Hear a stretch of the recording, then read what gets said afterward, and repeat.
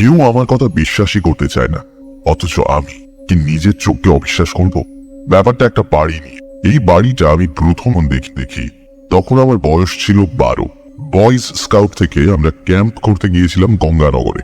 3 দিন ধরে দারুণ হইচই হয়েছিল সেখানে। তারই মধ্যে একদিন বিকেল বেলা ছিল আমাদের যেদিকে খুশি যাও প্রোগ্রাম। সবাইকে একা একা আলাদা যে কোনো দিকে চলে যেতে হবে, ফিরতে হবে ঠিক 2 ঘন্টা পরে। 2 ঘন্টা 5 মিনিটের বেশি দেরি হলেই শাস্তি। আর ফিরে এসে সেদিন রাত্রিরের বাইরে বলতে হবে সেদিনের অভিজ্ঞতা। অনেকে বানিয়ে বানিয়ে কত রকম গল্পই যে বলেছে। একজন নাকি গঙ্গানগরের কাছেই বাঘের পাল্লায় পড়েছিল, একজন দেখেছিল একটা পাইথন, 2 জন পড়েছিল ডাকাতের পাল্লায়। গোলতাপ্পি মারার ব্যাপারে কোনো নিষেধ ছিল না।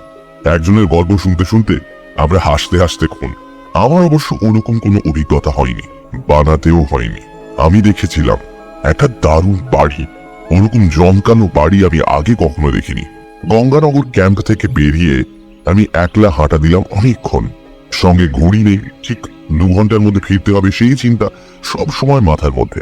হাঁটতে হাঁটতে মনে হলো রাস্তার পাশে একটা জঙ্গল। ঢুকে পড়েছিলাম সেই জঙ্গলের মধ্যে। সেটা আসলে একটা বাগান, খুব বড় বড় আম জাম কাঁঠালের গাছ। বাগানটার মধ্যে খানিকটা যেতেই চোখে পড়ল সেই বাড়িটা। সেই 12 বছর বয়সে আমার মনে হয়েছিল ঠিক যেন একটা রূপকথার বাড়ি দেখছি। রূপকথার কিংবা ইতিহাসের। বাড়িটা ঠিক একটা দুর্গের মতন। তাও আমাদের দেশে ওরকম দুর্গ হয় না। ছবির বইতে কিংবা ইউরোপের অন্য দেশে ওরকম ছোট ছোট দুর্গের ছবি দেখেছি। সামনে একটা 2 মানুষ উঁচু লোহার গেট, তার দুপাশে দাঁড়িয়ে আছে 2 জন বন্দুকধারী পাহারাদার। গেটের দুপাশে 2টো লম্বা গম্বুজ, তাদের মাথায় একটা করে বড় ঘড়ি। ঘড়ি দুটো চলছে। প্রথমে ঘড়ি দুটো দেখে আমার খুব ভালো লাগলো। এরকম জঙ্গলের মধ্যে এসে যে ঘড়ি দেখতে পাবো তা আশাই করিনি। তাহলে আমার ঠিক সময় ফেরার কোনো অসুবিধা হবে না।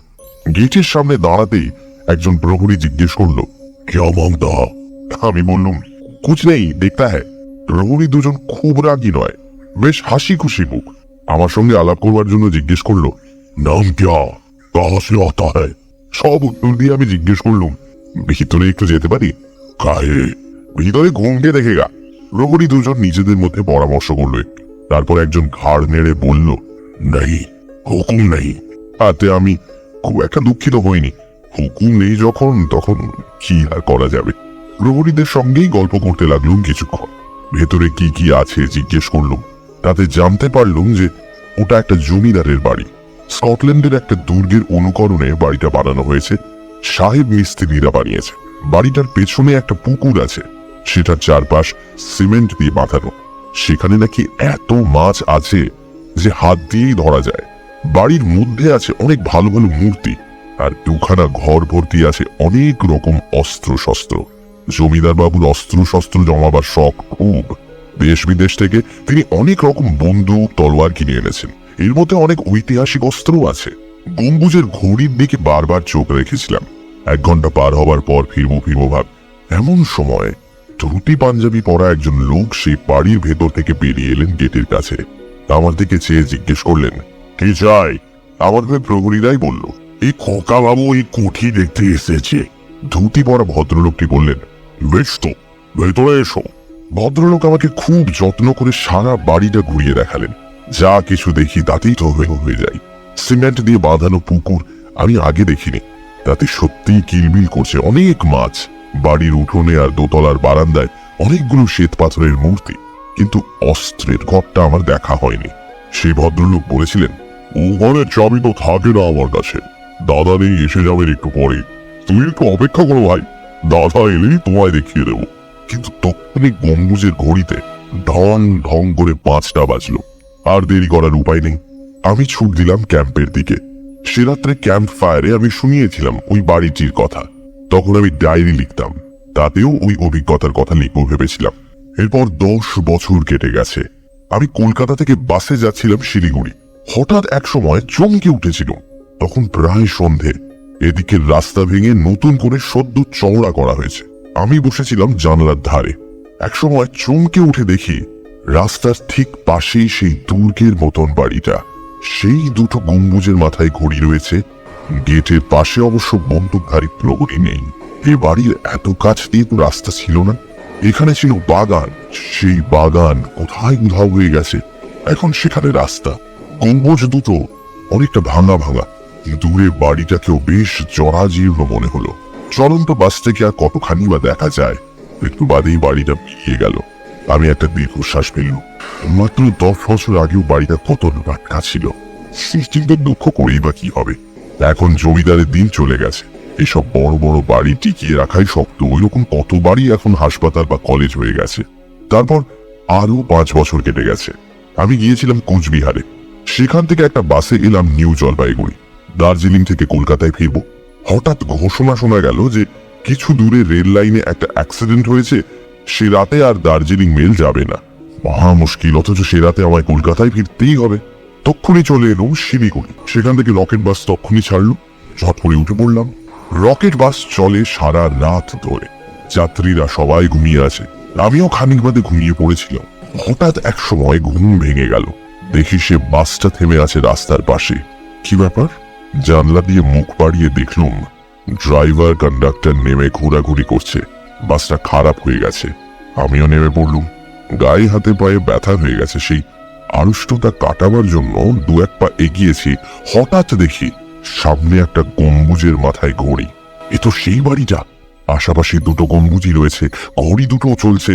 দূরে সেই বাড়িটা। আমি গেটের কাছে এসে দাঁড়ালাম। সেখানে প্রহরী নেই, কেউ নেই। গেটটা খুলে গেল। ভেতরে ঢুকবো কিনা ভাবছি, এমন সময় একটা হ্যারিকেন নিয়ে এগিয়ে এলো একটা লোক, ধুতি আর পাঞ্জাবি পরা। লোকটি এসে জিজ্ঞেস করলো, কি ব্যাপার? আমি বললাম, আমাদের বাস খারাপ হয়ে গেছে, তাই একটু ঘোরাঘুরি করছি। লোকটি বললেন, ও তাই? আওয়াজ শুনলাম বটে। সেই আওয়াজ শুনে আমার ঘুম ভেঙে গেল। আমার মনে হলো এই লোকটিকে কি আমি 15 বছর আগে দেখেছিলাম। হতেও পারে। ভদ্রলোকের বয়স এখন 50-এর কাছাকাছি। ভদ্রলোক বললেন, এই শীতের রাতে আপনাদের বাস খারাপ হয়ে গেল, আপনাদের তো খুবই অসুবিধে হচ্ছে। আমি বললাম, যা মনে হচ্ছে সারা রাতেও ঠিক হবে কিনা ঠিক নেই। ভদ্রলোক বললেন, আপনারা ভেতরে এসে বিশ্রাম নিন না, আমাদের অতিথিশালা আছে, সেখানে অনায়াসেই 40-50 জন লোক থাকতে পারে। আমি বললাম, তাই নাকি? উনি বললেন, বাসের অন্য যাত্রীদের ডাকুন। আমি ভিড়ে গিয়ে বাসের যাত্রীদের ডাকাডাকি করে ওই কথাটা বললাম। কেউ কোনো সাড়া দিল না, কেউ বাস থেকে নামলো না। ড্রাইভার আর কন্ডাক্টর কেমন যেন অদ্ভুত ভাবে তাকালো আমার দিকে। তখন আমি একাই ফিরে গেলুম। ভদ্রলোক হ্যারিকেন নিয়ে তখনও দাঁড়িয়ে আছেন। আমি বললুম, কেউ আসতে চাইল না। ভদ্রলোক হাসলেন, তারপর বললেন, আমাদের এত বড় অতিথিশালা পড়ে আছে, আজকাল কেউ আসে না, আপনি একাই আসুন তাহলে। আমি বললুম, একা যাব? যদি হঠাৎ বাসটা ছেড়ে যায়?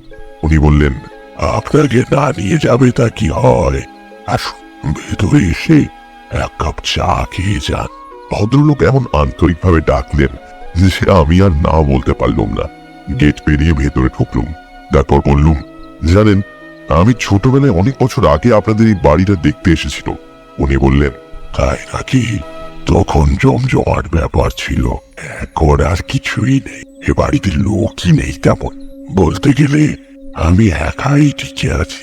আমি বললুম, আপনাদের একটা অস্ত্র ঘর আছে শুনেছিলাম, সেটা সেবার দেখা হয়নি, সেই অস্ত্রগুলো এখনো আছে?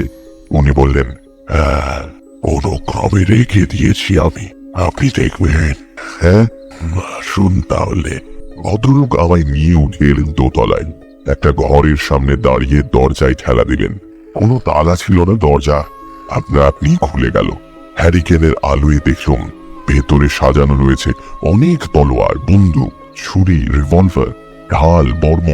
উনি বললেন, ওই যে বড় পাকা তলোয়ারটা দেখছেন, ওইটা শিবাজির তলোয়ার। আমার ঠাকুরদা ওটা কিনে এনেছিলেন লন্ডন থেকে। আমি চমকে উঠে বললাম, তাই নাকি? তাহলে তো ওটা একটা অমূল্য জিনিস। ঘরের মধ্যে ঢুকে তলোয়ারটা ভালো করে দেখতে গেছি। এমন সময় বাইরের গম্বুজের ঘড়িতে পরপর 5 বার ঘন্টা বাজলো। সঙ্গে সঙ্গে শোনা গেল খুব জোরে বাসের হর্ন। আমি বললাম, এই রে, বাস ছেড়ে যাচ্ছে। তখনই দৌড় মারার জন্য তৈরি হয়ে বললাম, আজ ভালো করে দেখা হলো না, আরেকদিন আসবো। হ্যাঁ। ভদ্রলোক ফ্যাকাশে ভাবে হেসে বললেন, হাসবেন। প্রাণপণে দৌড়ে রাস্তায় এসে দেখলেন বাসটা চলতে শুরু করেছে। উঠে পড়লো ব্যাক লাফে। কন্ডাক্টর নামায় কিছু মূল্য না। একসময় পৌঁছে গেলাম কলকাতায়। এর দুদিন বাদে কফি হাউসে বন্ধুদের বললুম, জানিস গঙ্গানগরের কাছে একটি জমিদার বাড়িতে দারুণ দামি জিনিস আছে। শিবাজি তলোয়ার, লর্ড ক্লাইভের পিস্তল।